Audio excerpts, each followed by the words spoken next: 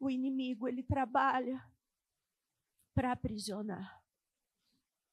Ele não me aprisionou no pecado, ele não me aprisionou em nenhuma áreas da minha vida de pecado, mas ele aprisionou as minhas emoções por muitos anos. Muitos anos. Ao ponto de eu não me lembrar o que aconteceu na minha infância e grande parte da minha adolescência, por causa da medicação que eu tomava. E eram medicações antipiléticas, sedativas, e fazia a gente esquecer muitas coisas. Mas um dia ele entrou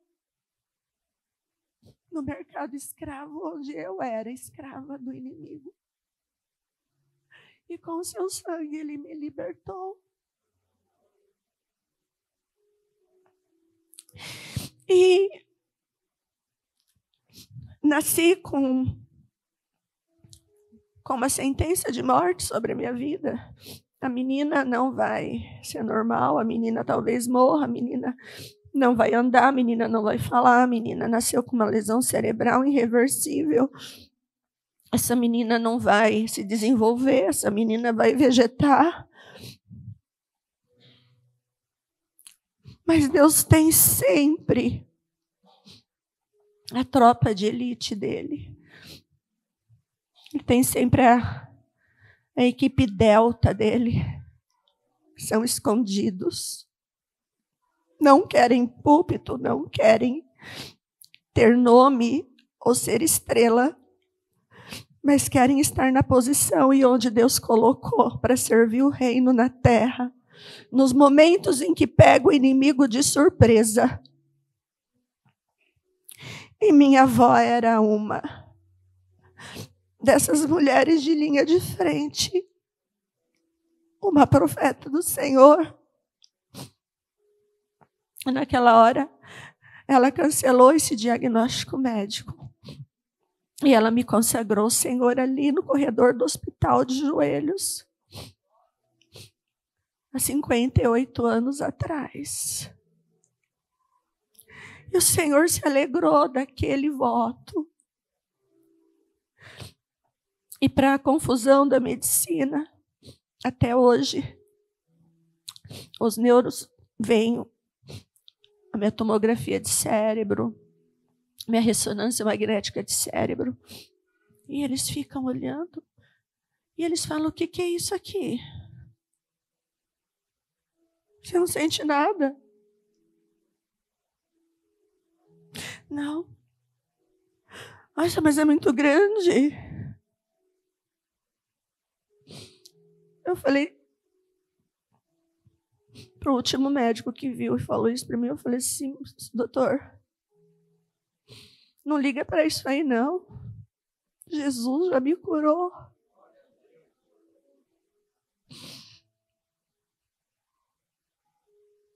Ele me curou. E eu não posso deixar de louvar o nome do Senhor nesse dia. Louvai ao som de trombetas. Louvai-o com saltério e harpas. Louvai-o com adufre e flauta. Louvai-o com instrumento de cordas e com flautas. Louvai-o com os símbolos sonoros. Louvai-o com símbolos altissonantes. Tudo quanto tem fôlego. Louve ao Senhor. Louvai ao Senhor. Depois vieram muitas outras coisas, muitas outras situações. E há 2 anos atrás eu estava no leito de hospital, de prona, com 100% do meu pulmão tomado pela Covid, com as máquinas ligadas em 100% de oxigênio, mantida por aparelhos.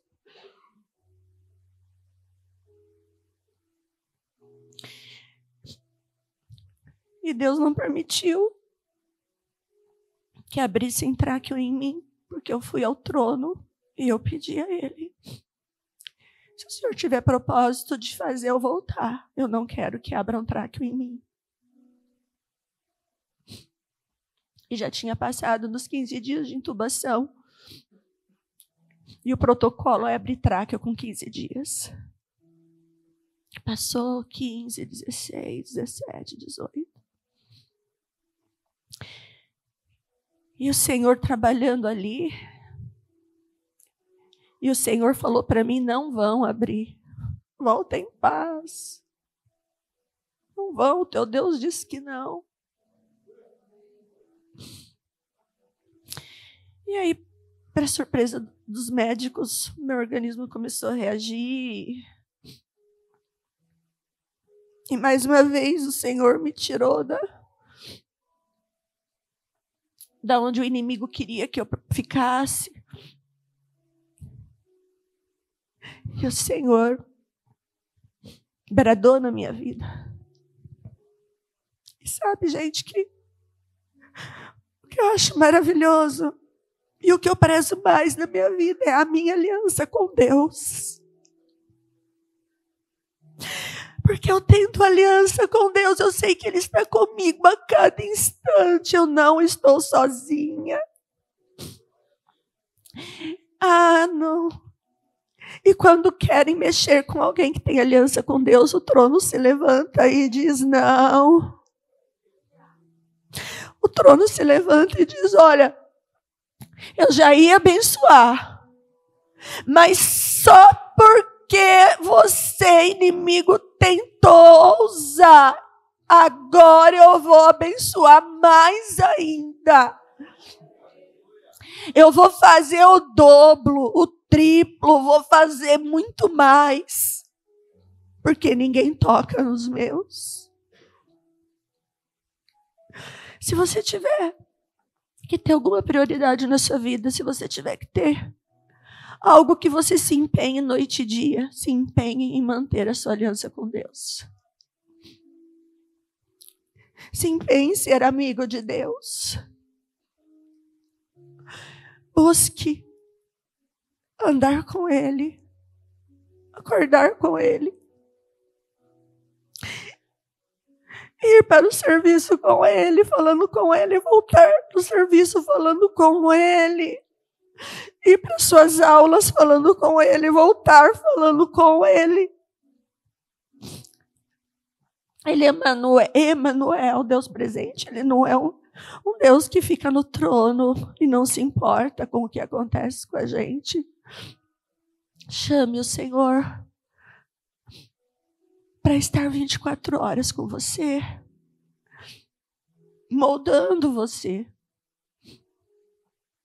A gente precisa de deixar o Senhor transformar a gente todos os dias. Quando eu tinha 10 anos de idade, eu recebi, nem entendia direito, só sei que a gente ficava com a minha avó para minha mãe poder dar aula. E a minha avó era reunião de oração aqui, era círculo de fogo ali, era não sei o que de libertação na casa de não sei quem, gente, eu estou falando de coisas que eu tenho lembrança. Ela já era de idade, eu tinha uns 10 anos de vida, eu estou falando de coisas de 48 anos atrás. E ela cantava curriola de neto. E a gente nunca sabia para onde ia ser. E para nós era uma aventura, porque atravessava riozinho, apanhava morango no meio do caminho. E vamos! E chegava lá, era aquela glória de Deus, era aquela presença de Deus, era aqueles profetas do Senhor. E eu fui gerada nesse ambiente. Eu fui gerada nesse ambiente, cercada pela glória de Deus, cercada pela presença de Deus, pela unção de Deus. Por isso que muitas vezes a frieza da igreja, as pessoas virem aos cultos e ficarem assentados ou de pés, assistindo a um culto, me entristece muito, porque a vida inteira eu aprendi que o culto é algo meu para Deus. Não tem a ver com quem está pregando, não tem a ver com quem está cantando, não tem a ver, eu não tenho que ficar olhando para ninguém. Eu tenho que prestar o meu culto ao Senhor, onde eu estou assentada. Eu tenho que dar o meu melhor glória, o meu melhor aleluia. Eu tenho que fazer a minha melhor entrega. Eu tenho que me derramar ali aos pés do Senhor. E muitas vezes você precisa fechar os seus olhos, porque você é uma pessoa que está acostumado a ficar no controle de tudo, analisar tudo. Isso atrapalha o Espírito de agir em nós. E com 10 anos de idade, a gente estava lá no círculo de oração, criança sabe como é que é, meio que sentada ali, meio que brincando, um pouco orava, um pouco brincava, um pouco dava risada. Aí veio um vaso de Deus, uma profeta do Senhor. Eu tinha 10 anos. Ela pegou na minha mão e ela falou assim: olha para essas mãozinhas. Com essas mãozinhas, muitos enfermos serão curados. Muitas almas serão libertas.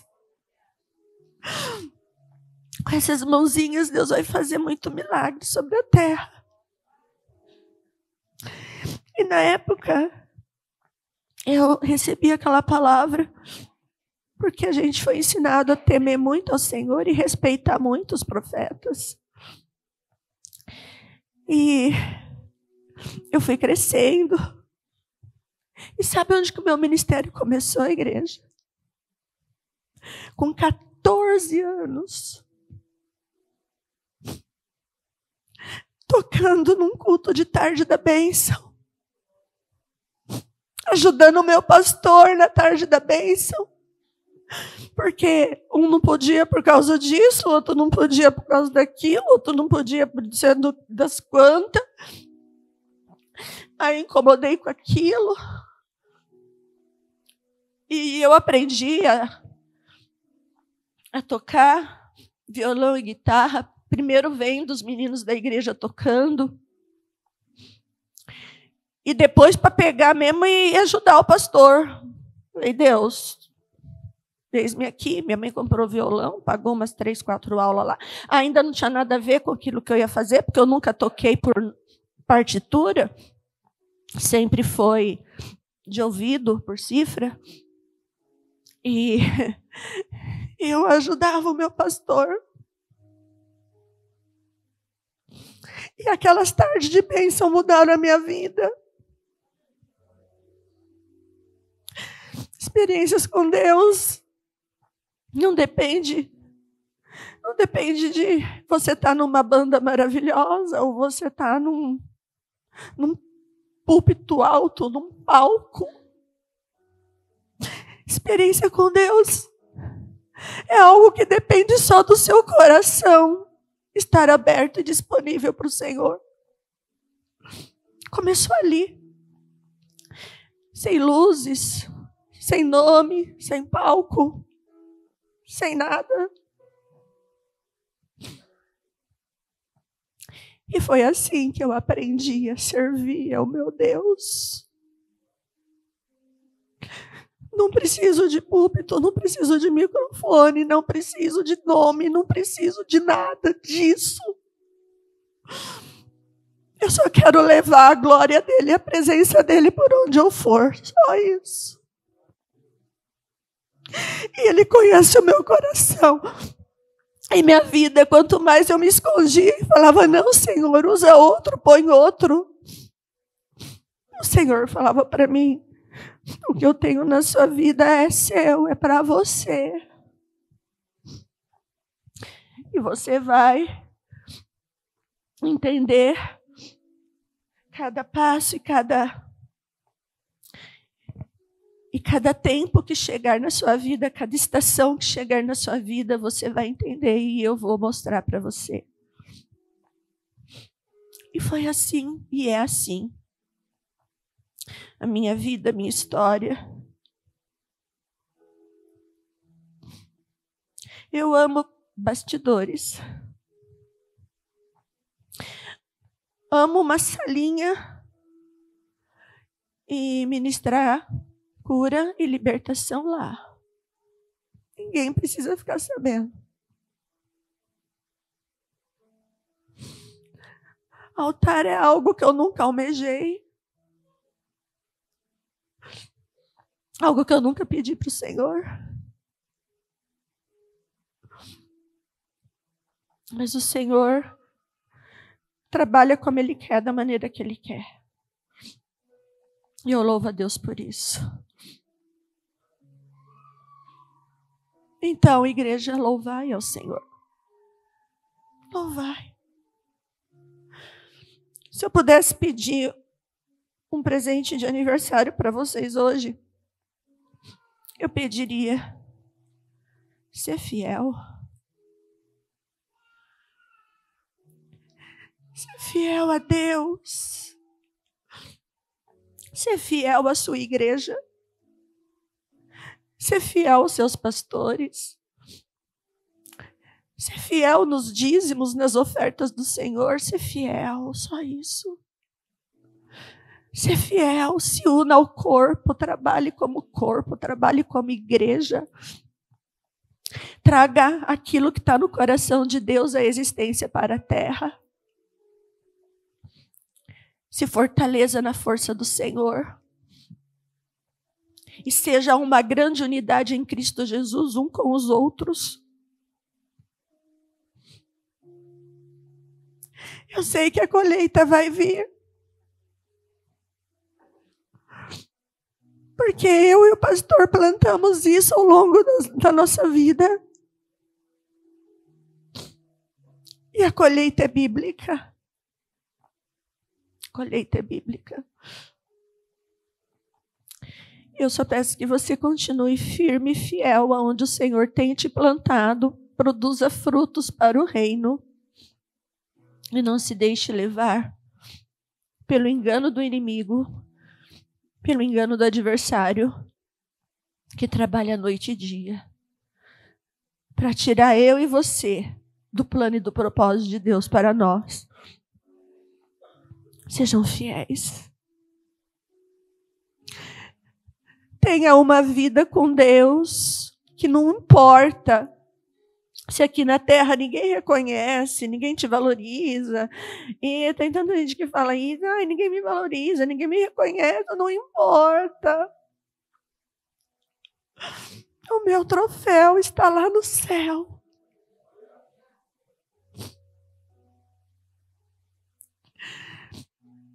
Meu troféu está lá no céu, não está aqui na terra. Eu ensinei isso a vida inteira aqui. E hoje eu venho falar as mesmas coisas para vocês.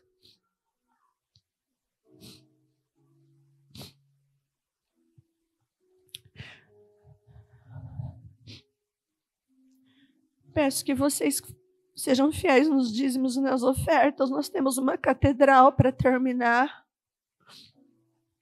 E nesse momento a catedral está parada por falta de condições financeiras para continuar. E Deus tem sido tão bom para nós. Deus tem suprido tudo o que nós precisamos. O que impede um homem de Deus e uma mulher de Deus de devolver o que é de Deus no altar? De ofertar em alegria no altar?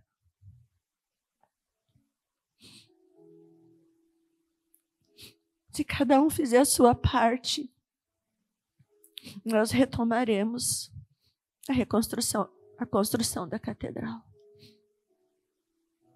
E eu só peço isso para vocês. Sejam fiéis em tudo. Inclusive nos dízimos e nas ofertas que são do Senhor. Não é nossa, não é do pastor, não é do reino. É do reino na terra. É para expandir o reino na terra. É para cumprir os propósitos de Deus na terra. Oh, glória! Louvado seja Deus. A gente já vai encerrar, tá?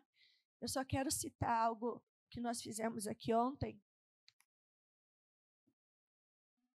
Foram 7 horas de adoração que o Senhor nos pediu para que as muralhas fossem derribadas.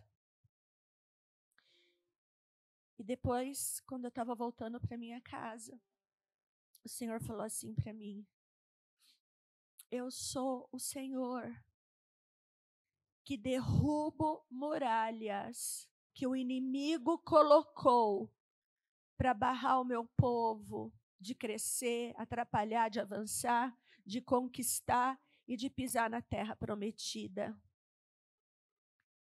Mas eu também sou o Senhor que reconstruo muralhas. Muralhas de proteção ao redor dos que são meus. Muralhas de fogo ao redor daquilo que é meu. Muralhas que estão dentro do meu propósito. Aí de Josué, capítulo 6, onde a gente vê que as muralhas foram destruídas por causa da obediência, por causa das voltas que foram dadas, dos instrumentos que foram tocados. O Senhor, então, me leva para o livro de Neemias. E o Senhor fala para mim: aquilo que era muralha maligna caiu. Mas o meu povo precisa se unir para levantar, reedificar antigas assolações, antigos lugares que eram assolados e desprotegidos, onde o inimigo entrava e saía na hora que quisesse. A Bíblia diz que os muros de Jerusalém, as muralhas de Jerusalém estavam destruídas desde a invasão dos babilônicos, lá em Neemias, livro de Neemias. Jerusalém estava sem proteção, Jerusalém estava sem condições de sobrevivência, Jerusalém estava queimada e destruída pelo fogo. E fazia 100 anos que o povo de Deus já tinha sido liberto por Dário, pelo rei Dário. E já foi decretado uma ordem real, que era para eles voltarem para Jerusalém e reconstruírem as muralhas, os muros de proteção. E é isso que o Senhor manda compartilhar com a igreja nessa manhã. É tempo de reconstrução de muros, dentro dos propósitos de Deus, para impedir a invasão do inimigo, para fortalecer a sua vida espiritual. É tempo de construir e reedificar muralhas, por lugares onde o inimigo entrava e saía da sua vida. É tempo de reconstruir muralhas ali, para que a sua identidade como homem de Deus, como mulher de Deus, seja restaurada, assim como a identidade de Jerusalém foi restaurada depois que as muralhas foram reconstruídas. Jerusalém era uma terra assolada, miserável, uma terra onde não tinha lugar de habitação, uma terra onde viviam no meio dos escombros das cinzas, uma terra desprotegida. O inimigo entrava e saía na hora que queria. Jerusalém era uma terra sem identidade, ela tinha perdido a sua língua, a sua crença, a sua cultura, as suas tradições, pelos anos e anos que ficaram escravos no Egito, depois Babilônia. E quem veio ontem na adoração entende o que eu estou falando. Ontem o Senhor derrubou muralhas que Satanás havia erguido para atrapalhar o povo de Deus de avançar e conquistar as promessas. Tirou as estacas de limites que Satanás tinha colocado para que nós pudéssemos avançar em rumo àquilo que Deus prometeu. E o Senhor, além de derrubar as muralhas, ele espalhou o seu fogo por um território muito grande, que eu não consegui enxergar até onde ia. que o Senhor nos deu para tomar por herança. Mas ao redor da nossa vida espiritual, ao redor da nossa casa, ao redor daquilo que o Senhor nos colocou ali, como autoridade espiritual, o comando de Deus é: reconstrua as muralhas. Feche o caminho por onde Satanás entra e sai da sua vida, do seu lar e das suas famílias. Reconstrua as muralhas. As muralhas que vão proteger você da invasão do inimigo, que vão proteger sua casa da invasão do inimigo, que vão proteger sua mente da invasão do inimigo, que vai proteger a sua família dos ataques do inimigo. Reconstrua muralhas que estão dentro do plano e do propósito de Deus. Israel fazia 100 anos que estava liberto e já tinha comando para reconstruir as muralhas. Mas a Bíblia fala que por causa do pecado, eles não tinham forças para reconstruir as muralhas. Neemias, então, se prepara com 4 meses, jejum e oração. E vai para Jerusalém para reconstruir as muralhas. E a Bíblia diz que quando os pecados foram confessados, abandonados, o povo recebeu força. O povo recebeu ânimo. O povo recebeu alegria.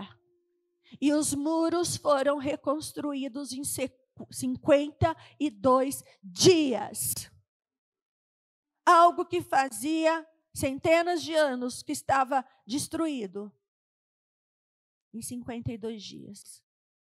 Foram levantados os muros de Jerusalém. E foi feita uma grande festa de celebração. Quem tem ouvidos, ouça o que o Espírito diz à igreja. E se você não entende, você vai orar. E vai falar para o Senhor: me dê discernimento espiritual.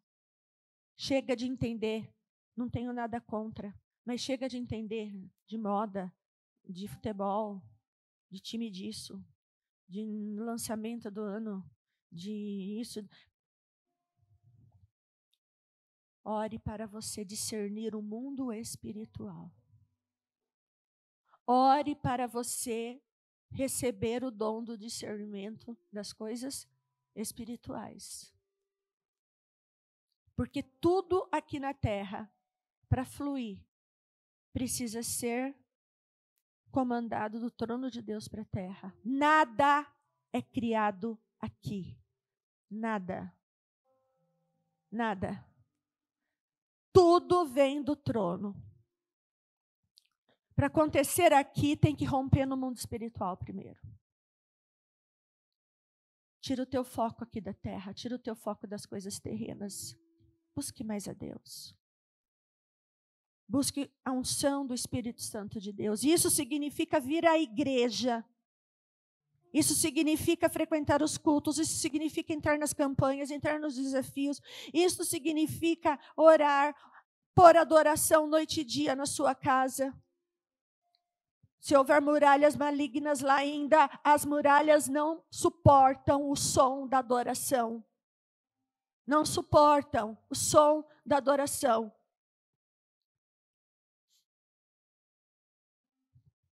Traz o reino para a sua vida e para a sua casa. Custe o que custar. Decida.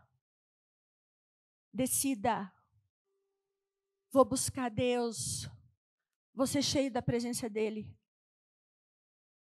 Vou viver para Ele. Aquilo que Ele acrescentar na minha vida, glória a Deus. Mas não vou tirar os meus olhos do plano de Deus, do propósito de Deus para mim. Essa é a prioridade. Esse é o foco. Esse é o objetivo e propósito da igreja estar na terra.